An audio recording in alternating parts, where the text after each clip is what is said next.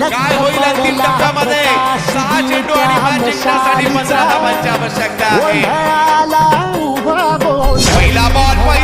पहिला बॉल अप्रतिम टाकलाय, जबरदस्त.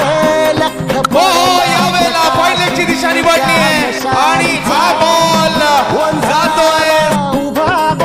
यावेळेला चांगला बॉल पाहायला मिळाला, मनकाटी पटकन त्या ठिकाणी खेळला, एक धाव तर घेतली गेली आहे. दुसऱ्या धावेसाठीचा कॉल आणि तोपर्यंत